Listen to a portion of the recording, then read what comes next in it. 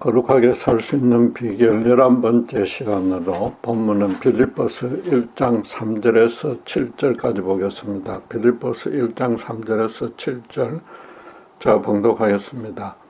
내가 너희를 생각할 때마다 너희 하나님, 나의 하나님께 감사하며 간구할 때마다 너희 무리를 위하여 기쁨으로 항상 간구함은 너희가 첫날부터 이제까지 복음을 위한 일에 참여하고 있기 때문이라.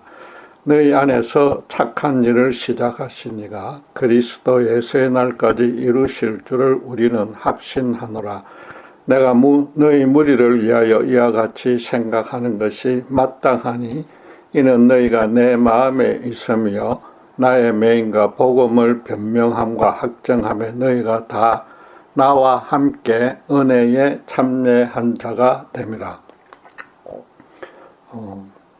예수님은 전심으로 하나님을 사랑하고 이웃을 자기 몸처럼 사랑하는 것이 신자가 행할 일이 전부라고 가르쳤습니다. 성화는 그래서 신자 혼자서 도덕적, 종교적으로 성숙해지는 그런 작업으로 거쳐선 안 됩니다. 그보다는 주님을 닮아가면서 주님이 이 땅에서 살았던 삶을 기꺼이 따라가는 인생 전체의 여정이어야 합니다. 주님은 이 땅에서 십자가에 죽기까지 아가페 사랑만 실현했기에 신자도 평생토록 이웃에게 그런 사랑을 실현하는 실험을 해야 합니다. 그러려면 가장 먼저 예수님에 대해서 깊이 알아나가야 합니다. 삶의 모든 차원에서 그분이 생각했던 대로 생각하고 말했던 대로 말하고 행동했던 그대로 행동해야 합니다. 그렇게 예수님처럼 살다 보면 사악한 세상으로부터 온갖 고난과 멸시와 박해를 받기 마련이지만 주님처럼 끝까지 참아야 하고 때로는 초대교회 신자들처럼 순교까지 각오해야 합니다. 그래서 하나님은 신자 혼자서 그 어려운 평생의 가업을 행하도록 버려두지 않고 예수님을 믿을 때 성령님이 내주하는 전으로 바꿔 주십니다. 본인이 의식하지 못해도 사탄이 자리 잡고 있던 신자의 영혼에 예수님의 심정이 채워지는 겁니다. 그래서 생전 처음으로 하나님을 전심으로 사랑하게 되면서 예수님의 십자가를 모르는 이웃이 너무 불쌍해지고 사랑을 베풀고 싶어지는 겁니다. 성령은 신자가 품게 된 그런 예수님의 마음을 실행에 옮길 수 있도록 고린도전서 12장 4절에서 11절처럼 각자에게 합당한 은사를 나누어 주십니다. 신자가 구체적으로 인식하지 못해도 삶의 모든 차원에서 그 은사를 잘 활용할 수 있도록 인도해서 그리스도를 닮아가게끔 역사하고 있습니다. 예수님은 이 땅에 하나님의 나라를 세우기 위해서 왔기에 성화의 최종 목적도 우리가 주님을 머리로 모시는 그리스도의 몸을 세워야 하는 겁니다. 쉽게 말해서 자기보다 남을 위해서 거룩하게 살아야 되고 그 남도 거룩해지도록 이끌어야 한다는 뜻입니다. 그러니까 성경은 신령한 은사를 사용해도 사랑이 없으면 심지어 불에 타 죽는 순교를 해도 아무 의미가 없다고 고린도전서 13장 13절은 가르치고 있는 겁니다. 성령의 내주하심은 신자의 성품을 그리스도를 닮아가게 인도한다면 성령의 은사는 신자의 실제 삶을 그리스도와 닮아가도록 간섭하는 겁니다. 지금 바울은 빌립보 교회 보낸 서신의 안부 인사에서 한 걸음 더 나아가서 성화의 마지막 결말도 성령이 책임지고 열매 맺게 해준다고 선포합니다. 6절에 너희 안에서 착한 일을 시작하신 내가 그리스도 예수의 날까지 이루실 줄을 우리는 확신하노라고 말합니다. 여기서 착한 일은 1차적으로 앞에 5절에서 언급한 대로 빌립보 교인들이 첫날부터 이제까지 복음을 이한 일에 참여하는 겁니다. 그리고 그리스도 예수의 날은 주님이 재림하여 이 땅과 인간의 역사를 거룩하게 마무리하는 때입니다. 성도들이 복음 안에서 서로 하나님의 일에 참여하는 것은 교인들끼리 스스로 뜻을 정하고 계획을 세워서 행한 것이 아니라 그렇게 시작할 수 있게 해주신 이가 따로 있다고 합니다. 또 그분이 그리스도 예수의 날, 즉 주님이 재림하여서 신자와 피조세계의 구원을 완성할 때까지 그 일을 가능하게 해주신다고 합니다. 십자가 구원 은혜 안에 들어와야만 복음으로 하나님의 일을 하는 것이고, 그것이 또 바로 성화이기 때문에 그 착한 일은 말하자면 구원을 뜻하는 겁니다. 그래서 요컨대 구원을 시작하여서 완성시켜 주시는 이가 처음부터 끝까지 삼위 하나님이라는 겁니다. 그럼 본문은 이 본문의 6절 말씀은 성령의 간섭으로 진정으로 새 사람으로 거듭나서 구원받았다면 그 구원은 취소되지 않는다는 말씀입니다. 또 그러려면은 세상과 사탄의 어떤 시험과 유혹에도 완전히 패배하지 않도록 신자의 믿음을 성령 하나님이 끝까지 보존 유지케 해 준다는 뜻입니다. 그런 보호와 인도를 신학적으로 성도의 견인이라고 말합니다. 그리고 이는 바울의 개인적인 얘기는 아니라 예수님이 먼저 여러 번 보정하신 절대적인 진리입니다. 대표적으로 하나만 들자면은 예수님은 요한복음 10장 27절에서 29절에 내 양은 내 음성을 들으며 나는 저희를 알며 저희는 나를 따르니라. 내가 예수님이 저희에게 영생을 주노니 영원히 멸망치 아니할 터이요 또 저희를 내 손에서 빼앗을 자가 없느니라.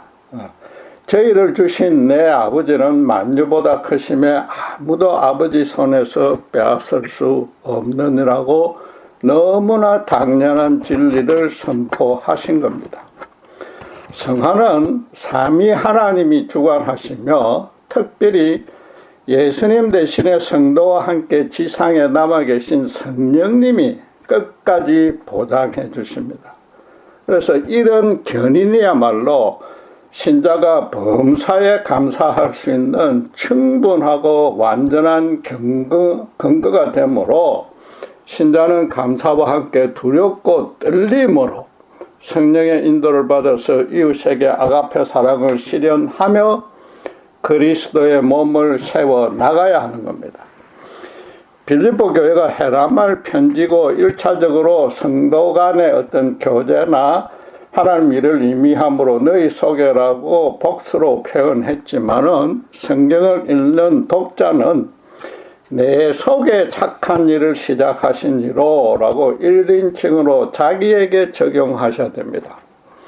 신자는 성화가 예수 믿은 후에 반드시 행해야 할 평생의 가업이라고 인식해야 될 뿐만 아니라 그 일을 절대로 혼자서 행하는 것이 아니라는 성령님과 함께 행한다는 그런 확신도 가져야 하는 겁니다. 그러니까 다시 강조하지만 그리스도의 장성한 분량에까지 자랄 수 있게끔 은사의 헬라어는 카리스마 선물이라는 뜻대로 성령이 각 성도에게 가장 합당한 은사를 나눠주시는 겁니다. 신자가 성도와 이웃을 진심으로 사랑하는 마음을 품고서 기도로 성령의 인도를 구하면서 자기가 받은 은사를 사용하면 성령은 반드시 그리스도의 몸을 세우는 그런 거룩한 참 생명의 열매가 열리도록 해 주십니다. 결국 성화라는 것은 자기가 받은 성령의 은사를 이웃 사랑을 위해서 얼마나 자주 많이 활용하느냐의 그런 평생의 싸움인 겁니다. 신자마다 각기 다른 은사를 주신 것은 하나님이 신자 한 사람 한 사람의 모든 것을 꿰뚫어 아신다는 뜻입니다. 정확히 말해서는 각자를 이미 그렇게 만드셨기에 거기에 합당한 은사를 그분이 주시는 겁니다. 신자들이 은사라고 하면 예수 믿은 후에야 받게 되는 방언이나 방언의 통역, 신령한 치유, 영의 분별, 예언, 능력 같은 초자연적인 어떤 그 파워만 떠올립니다. 그래서 전임 사역자들이나 믿음이 성숙한 신자들만 받는 것이지 아직 여러모로 미숙한 자기와는 관계가 없다고 여깁니다. 여러분 절대로 그렇지 않습니다. 그런 초자연적인 성격 외에도 은사의 종류는 아주 다양합니다.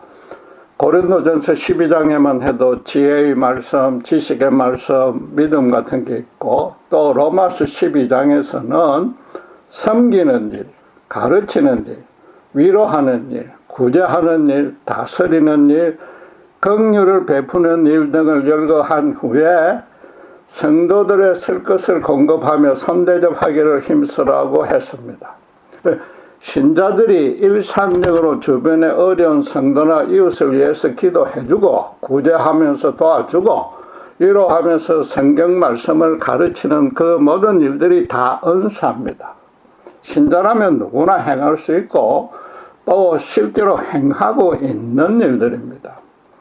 흔히 하나님께 받은 자기의 은사가 무엇인지 모르겠다고 말하지만 그 판별하는 기준은 간단한 겁니다. 스스로 잘할 수 있고 남들보다 더 잘하며 아무리 열심히 오래 해도 지치지 않고 신나게 할 수 있는 자신만의 재능이 바로 하나님이 주신 은사입니다. 하나님은 현재 지구에 살고 있는 70억 명의 사람을 단 한 명도 똑같이 만들지 않았습니다. 모두가 자기만의 장점을 한두 가지 갖도록 만들어 주셨습니다. 따라서 하나님이 자기에게 이미 심어주신 재능을 성령님이 더 잘 활용하도록 인도해 줌으로써 그것이 은사가 되는 겁니다.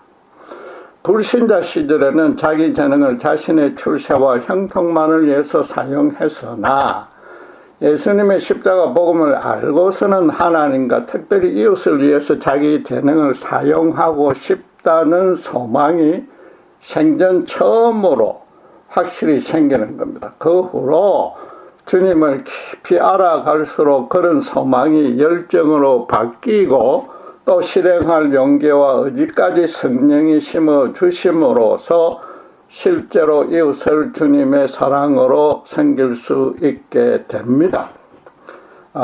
제가 잘 아는 한 여자 전도사님은 자기가 가진 모든 물건을 필요한 사람들에게 아낌없이 나눠주십니다.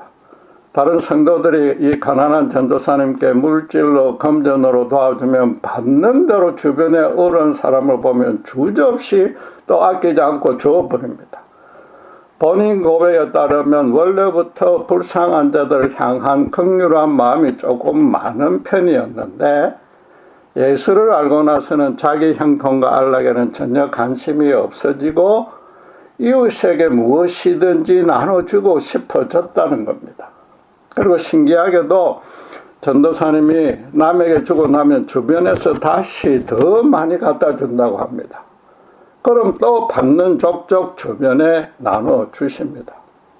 예수님이 누가복음 6장 38절에 주라 그리하면 너희에게 줄 것이니 곧 후히되어 누르고 흔들어 넘치도록 하여 너희에게 안겨주리라. 너희가 헤아리는 그 헤아림으로 너희도 헤아림을 도로 받을 것이니라고 가르치신 그대로입니다. 전도사님의 아무 차별 없이 베푸는 일종의 아가페적인 사랑을 기쁘게 받으신 하나님이 주변에 자꾸 더 나눠주라고 더 채워주시는 겁니다.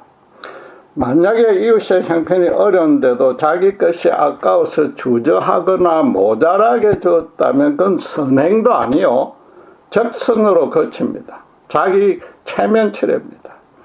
신자가 자기 목부터 헤아리는 그 욕심은 하나님이 먼저 헤아리시기 때문에 다음부터 전혀 채워주지 않으며 벌까지 주실 수 있는 겁니다. 사무엘상 15장에 잘 아신 대로 사울 왕이 아각 족속과 그 모든 소유와 가축을 진멸해서 당신께 바치라는 하나님의 명령을 어기고 욕심이 나서 가장 좋은 물건을 따로 챙겼습니다. 제일 좋은 것으로 하나님께 제사를 드리려 했던 핑계는 나중에 되었지만 하나님의 진노를 샀고 사무엘 선지자에게서 하나님은 당신께 제사 드리는 것보다 당신의 말씀에 순종하는 것을 더 좋아하신다는 꾸중만 들었지 않습니까? 하나님은 창세기 12장 1절 3절에서 우리 믿음의 조상인 아브라함을 갈대아 우르에서 불러내면서 복의 근원으로 세우는 언약을 맺었습니다. 여기서 복의 근원이란 것은 다른 족속에게 하나님을 알고 따르는 복을 전달하는 통로가 되라는 뜻이었습니다. 신자가 하나님께 복을 받는 입구만 활짝 열어놓고 출구를 막아놓거나 혹은 입구보다 출구를 적게 하면 반드시 받은 복이 고여서 썩어버립니다. 이웃에 전해지는 복의 출구를 입구보다 더 크게 해놓거나 최소한 같게 해놔야만 들어오는 대로 나감으로 하나님은 계속해서 더 많이 채워주시는 겁니다. 예수님도 산상수훈에서 마태복음 6장 3절 4절에 너는 구제할 때에 오른손이 하는 것을 왼손이 모르게 하며 너 구제함을 엄밀하게 하라. 엄밀한 중에 보시는 너희 아버지께서 갚으시리라고 가르쳤습니다. 하나님께 복을 받자마자 곧바로 남에게 나눠주면 자기 손에 쥐어져 있을 새가 없습니다. 그럼 본인은 뭐예요? 그 복이 언제 들어왔다 언제 나가는지 알지 못합니다. 예를 든 그 여자 전도사님처럼 구제를 일상생활처럼 하라는 겁니다. 여러분 한번 생각해 보십시오. 남에게 주었더니 금방 다른 것으로 채워지고 또 그것을 주었더니 또 다른 것으로 채워집니다. 구제하는 사람은 얼마나 신나고 기쁘겠습니까? 하나님은 더더욱 신이 나서 계속 더 채워줄 것입니다. 신자로서는 이거야말로 정말 하나님에서 주는 그런 참 기쁨을 만끽하게 되고 나아가서 하나님의 영광에 참여하게 되는 겁니다. 엄밀하게 구제하라는 것은 남에게 자랑하지 말고 익명으로 비밀리에 하라는 정도가 아닙니다. 겸손한 일반인들은 또 얼마든지 그렇게 합니다. 신자는 자신과 그 구제받은 그 사람만 알도록 하라는 겁니다. 요컨대 구제 자체가 목적이 아니고 그 사람과 1대1로 친밀하게 사랑하는 관계를 먼저 맺고서 끝까지 이어가라는 뜻입니다. 구제받은 사람으로서는 그 신자가 자기보다 형편이 더 낫지 않거나 심지어 더 열악한데도 그런 도움을 기꺼이 주었다는 사실을 나중에 알고는 그 배후에 분명히 하나님의 권능과 은혜가 역사했다고 깨달을 수 있다는 겁니다. 그러면 하나님이 신자에게 엄밀하게 갚으시는데 복을 넘치도록 대박처럼 준다는 것이 아니라 마찬가지로 하나님과 그 신자만이 아는 방식으로 다시 채워주신단 말이죠. 그래서 신자와 하나님과의 1대1 개인적인 교제와 사랑의 관계를 더욱 깊어지게 인도해 준다는 뜻입니다. 흔히들 하늘에 있는 하나님의 창고는 재고가 절대 마르지 않고 영원토록 풍성히 넘친다고 합니다. 신자가 소원하며 기도하는 대로 얼마든지 계속해서 채워줄 수 있다고 가르칩니다. 그러나 전부 그렇지 않습니다. 만약 그대로 된다면 교회 안에 병자나 가난한 자나 상처받은 자가 한 명도 없어야 하고 세상은 벌써 기독교 왕국이 되어 있어야 하나 현실은 그렇지 않지 않습니까? 신자가 이웃을 향한 복의 통로가 될 때만 그렇지 자기 혼자만의 형통과 안식을 위하면 절대로 그렇게 채워주지 않습니다. 복의 통로가 되어 있어야 하는데 출구가 막혀 있다면 어폐가 있지만 하나님으로서도 채워줄 수 없는 겁니다.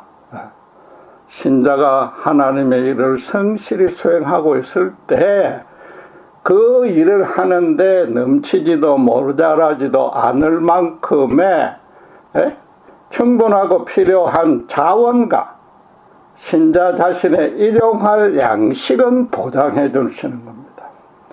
우선 말하는데도 아프리카 최초의 선교사 리빙스톤이 사자에게 물면서 한쪽 팔이 덜렁덜렁 불구가 되었음에도 자신이 하나님의 일에 충성하려는 자기는 불사다, 죽지 않는 몸이라고 선언했던 것과 같은 겁니다.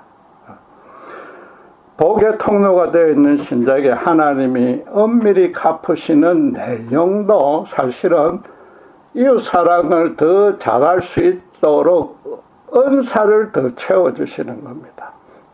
은사란 성도들은 이 땅에서부터 천국의 모형인 그리스도의 몸을 세우기 위해서 서로 사랑하라고 주시는 겁니다. 천국에서는 신자의 믿음과 소망은 이미 그 용도가 다 완수되었고 하나님의 참 사랑만으로 충만한 곳입니다. 천국 성도끼리는 세세토록 서로 사랑만 해도 전혀 지루하거나 아쉽게 여겨지지 않고 날이 갈수록 더 새롭고 더 풍성해지는 겁니다. 여러분 잘 아시는 성령의 열매도 갈라디아서 5장 22절 3절에 사랑과 희락과 화평과 오래 참음과 자비와 양성과 충성과 온유와 절제인데 이건 전부 예수님의 심정을 표현한 셈입니다. 신자들은 그런 예수님의 마음을 품고서 이웃을 사랑하라는 겁니다. 어떤 종류의 은사를 어떤 때 누구에게 활용해야 하는지 신자 본인보다 하나님이 더 잘 알고 계십니다. 그래서 신자가 그 은사를 성령의 인도대로 이웃을 살리기 위해서 사용하면 계속해서 더 활용할 수 있도록 은사를 더 넘치도록 채워주시고 그래서 지치지 않게끔 주님을 따라가게 해주신단 말이죠. 예를 들면은 전도의 은사를 가진 신자는 자꾸만 그런 불신자를 만나게 해주고 복음을 담대하게 전할 수 있는 여건이나 계기를 마련해 주십니다. 나아가서 그 불신자가 처한 현재의 형편에 가장 적합한 방식으로 영적인 감동과 진림을 받을 수 있게끔 복음을 전하게 해줍니다. 성령님이 정말로 그 입술에 구체적으로 전할 말까지 심어주심으로 전도자로서는 내가 어떻게 이렇게 복음을 알기 쉽게 잘 전하였지라고 깜짝 놀랄 정도가 되는 겁니다. 감히 저의 예를 들자면은 저는 어려서부터 책 읽고 글 쓰는 일을 너무 좋아했고 그런 일을 행하는 동안에는 너무 기뻤고 시간 가는 줄도 몰랐습니다. 그리고 그 책에 진술된 내용을 저자가 강조하려는 주제와 저작 의도에 맞춰서 논리적, 합리적으로 접근하면서 제 사고의 폭을 넓혀가기를 아주 즐거워했습니다. 그래서 나름대로 지성적이라고 뽐내며 내가 쌓은 이런 지식을 출시하고 돈 버는 일에 활용하여 크게 형통할 것이라고 기대했습니다. 그러나 세상은 절대 그리 만만하지 않았고 하는 일마다 번번이 실패만 거듭했습니다. 하나님은 저에게 모든 걸 주지 않은 거죠. 그래서 어떤 고난과 수치와도 당당히 맞설 수 있는 남들보다 뛰어난 끈기나 담력이나 용기 등은 함께 주지 않았던 겁니다. 그 결과 온갖 술수와 모략이 판치는 악한 세대를 이겨서 앞장서기는커녕 제대로 맞서지도 못했던 겁니다. 반면에 하나님은 저를 위해 계획해 놓은 인생이 전혀 다른 쪽이었습니다. 예수님을 인격적으로 대면하면서 신자가 된 후에 생전 처음으로 제가 하나님께 받은 그런 은사와 재능을 그분의 목적에 따라서 성도와 이웃을 위해서 사용하고 싶어졌고 그렇게 하려고 결단하고 노력했습니다. 그 결과 너무나도 부족한 저를 영광스러운 주의 종이 되게 해서 제가 받은 그 은사대로 문서를 통해서 복음을 변증하는 사역에 헌신하게 된 겁니다. 당연히 그 모든 착한 일을 시작하신 이는 따로 계셨고 그 성령님이 계속해서 의심이 많은 신자와 기독교를 오해하는 불신자들을 붙여주었습니다. 무엇보다도 우연치 않게 팬데믹 사태 이후로는 이 인터넷 사역이 더욱 활성화되고 있습니다. 지금은 복음을 전하는 일로 세상에서 당할 고난과 수치를 느끼니 감당해낼 수 있는 끈기와 담력과 용기도 어느 정도 생겼고 성령님이 끝까지 책임져 주실 것을 확신합니다. 갈수록 성경을 더 깊이 폭넓게 이해할 수 있게 되었는데 하나님이 저에게도 은밀히 그 은사로 갚아주신 겁니다. 인간이 스스로 훈련하고 개발한 장점과 재능이라면 한계가 있고 또 자기도 모르게 지치고 실증날 때도 있습니다. 그러나 은사는 하나님이 주신 선물이고 또 그분의 일을 하면 그분이 함께 하시기에 그 일을 더 하고 싶은 열정과 힘이 생깁니다.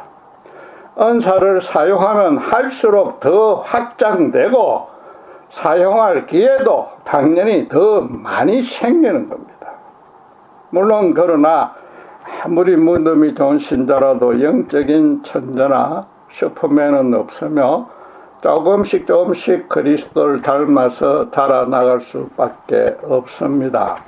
특별히 지혜와 지식의 말씀과 믿음의 은사를 받았다면 디모데처럼 젊은 나이에도 예수님을 더 빨리 많이 닮아갈 수 있습니다. 그러나 대부분의 신자들이 특별히 한국 신자들은 베드로처럼 성급하며 어리석어서 매일 성경을 읽고서 간절히 기도하면서 주님과 꾸준히 교제하지 않으면 우리 모두 경험했듯이 신앙 연륜이 오래되어도 잘 자라지 않고 어떤 때는 오히려 퇴보만 합니다. 거기다가 매일 단조롭게 일상이 반복되는 것 같아도 인생은 절대로 그렇게 단단하고 단순하지 않고 쉽지도 않습니다. 각 사람이 각기 다른 시간과 장소에서 각기 다른 고난을 각기 다른 세계로 겪게 마련입니다. 어느 한 사람도 같은 시공간에서 같은 고난을 같은 세계로 겪지 않습니다. 세상은 죄로 찌든 인간들이 서로 앞서려고 심하게 말해서 악의 다툼을 하고 있고 사탄도 갈수록 흑암의 권세를 더 교묘하고 끈질기며 음흉하게 휘두르고 있습니다. 한 사람도 동일한 인생을 살아갈 수 없으며 모두가 다 나름의 사정과 형편이 있습니다.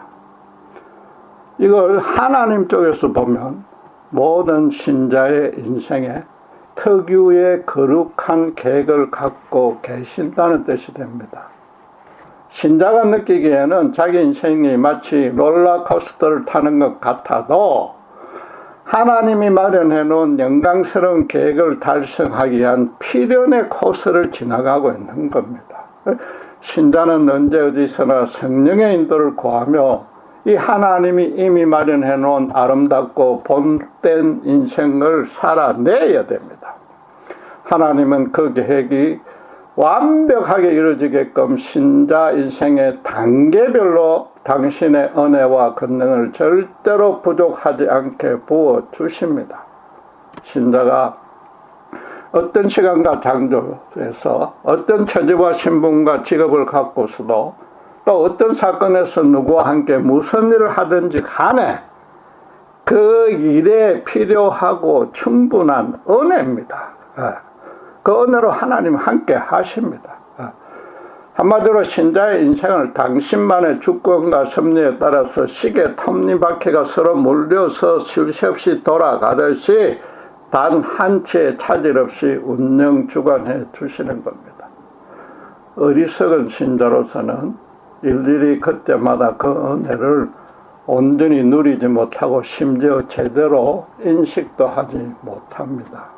그러니까 힘든 일을 겪을 때마다 그분을 의심하고 원망하고 분노하면서 떼만 쓰게 되는 겁니다. 그러나 나중에 다 끝나고 나서 보면 하나님만의 신묘한 방식으로 모든 것을 주관 협력하여서 선으로 이끌었다는 사실을 뒤늦게야 하긴 합니다.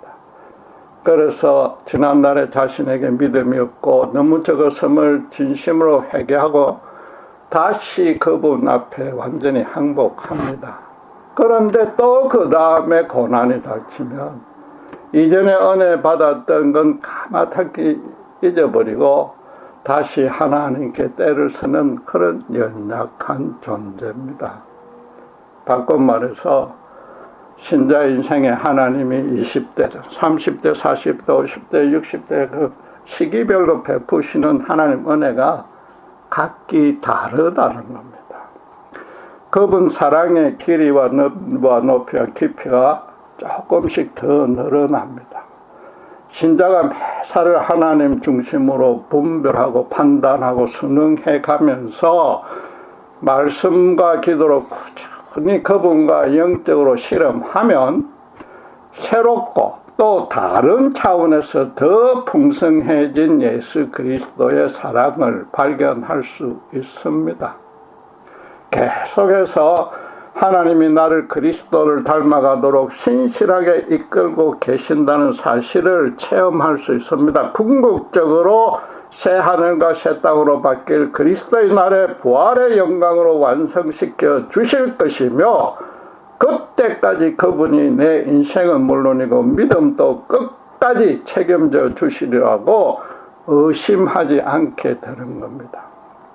믿음을 현재 일어난 사건과 차한 여건에서 내가 도덕적으로 이롭고 종교적으로 건강한 업적을 고취하는 노력이라고 단순하게 간주해서는 안 되는 것입니다. 강대하신 하나님은 자기 속에 최대한 강대하게 수용하여서 자기 삶과 인생에 최대한 강대하게 반영하는 것이 참 믿음입니다. 자기 인생은 종합적, 전체적으로 바라볼 줄 알아야 됩니다. 자신의 전부를 죽어서 가는 천국과 마지막 날의 새하늘과 새 땅에게까지 연결해서 이해하고 반응하고 적용하고 실천할 수 있어야 되는 겁니다. 현실적인 현재의 고난이든 행복이든 그건 일시적이고 이런 영원한 복락에 비하면 정말로 먼지에 불과합니다. 그래서 그런 것들로 자기 믿음이 일희일비하지 않아야 되는 겁니다.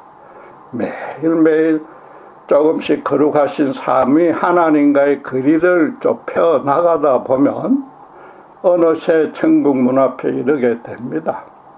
또 그런 성화의 과정이 내가 힘들었지만 그렇게 노력했던 성화의 과정이 이 땅에서부터 천국을 미리 연습하고 누려본 것이라는 사실도 깨닫고 하나님께 감사와 경배와 찬양과 영광을 돌릴 수 있게 되는 겁니다. 빌립보 교인들에게 착한 일을 시작한 이가 마지막까지 완성해 주신다는 의미가 무엇입니까? 예수님이 천국에서 우리를 맞으려고 큰 영광 가운데 준비하고 계시고 이 땅에서는 성령님이 우리를 그 만남에 적합하도록 바꿔주고 계신다는 겁니다. 신자가 예수님과 얼굴과 얼굴로 맞대면 하게 되는 그때에 주님과 얼마나 친밀한 사랑으로 교제할 수 있는지는 이 땅에서 얼마나 많이 천국의 모형을 쌓아 보았는지에 달린 겁니다. 혹시라도 지금껏 성화에 실패만 했고 현재도 해결되지 않는 여러 삶의 고통 가운데 있기 때문에 하나님이 우리의 믿음조차 끝까지 견인해 준다는 이 말씀이 선뜻 믿어지지 않습니까? 신자는 이미 도래한 천국과 앞으로 맞을 천국의 긴장 가운데 이런 생활을 실천하기 때문입니다. 예수님을 믿은 후로도 우리의 본성과 세상 제약이 아가페적인 사랑을 실천을 하고 싶고 열심히 노력하는데도 그걸 끈질기게도 교묘하게 방해하는 겁니다. 그러나 주님의 초림으로 천국을 침노할 수 있음을 확신한다면은 자기 혼자 수양하지 않고 성령님의 인도에 의지하면서 그런 사랑을 조금씩 실천하면 그리스도의 장성한 분량에까지 자랄 수 있게 되는 겁니다. 정말로 성령으로 거듭났다면 때론 성령님이 당신의 권능으로 그렇게 인도해 주시는 겁니다. 바울이 빌립보 교인들에게 처음으로 복음으로 행하는 그들의 구원의 완성을 확신한다고 말한 까닭이 무엇입니까? 그냥 교회 안에서 서로 성경을 배우고 함께 기도하는 정도를 말하는 것이 아닙니다. 초대교회 시절은 신약 성경도 제대로 완비되지 못했습니다. 이 서신은 바울이 로마 감옥에 갇혀서 언젠가 순교당할 것을 각오하는 심정으로 쓴 것입니다.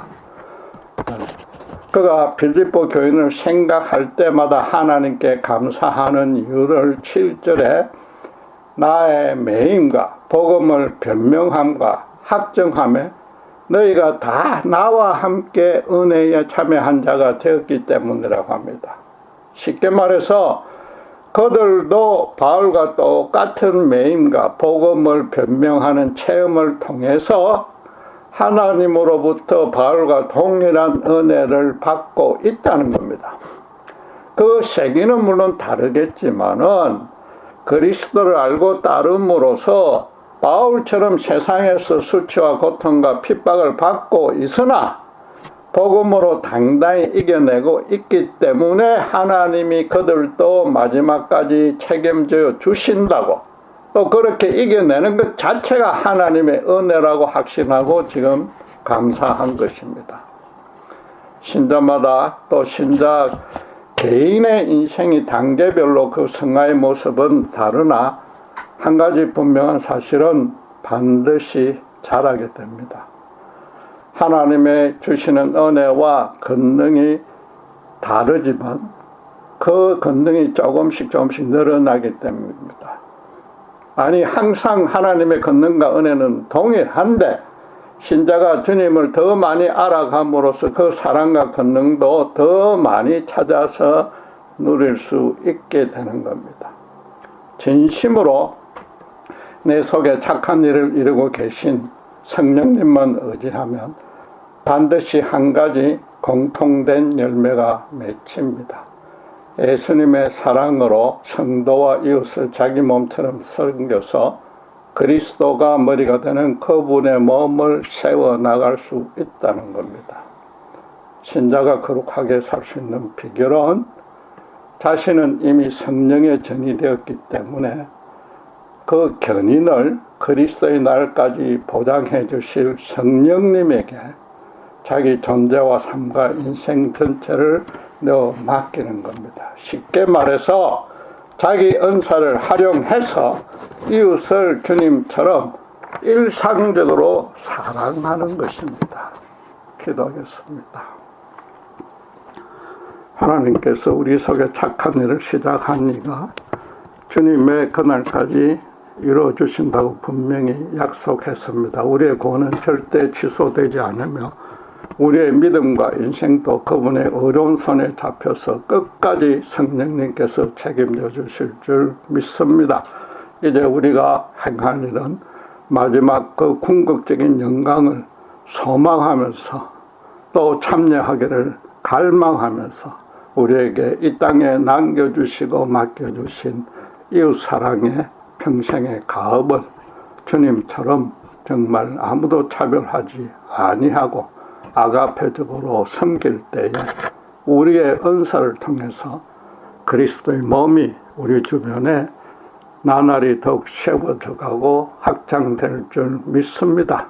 그럴 때에 천국에서 주님을 만날 때에 정말 기쁨으로 친밀하게 주님과 사랑 가운데서 교제할 수 있을 줄 믿사오니 우리 모두가 그런 축복을 놓치지 않도록 한 사람 한 사람 성령님께서 붙들어 세워 주시옵소서.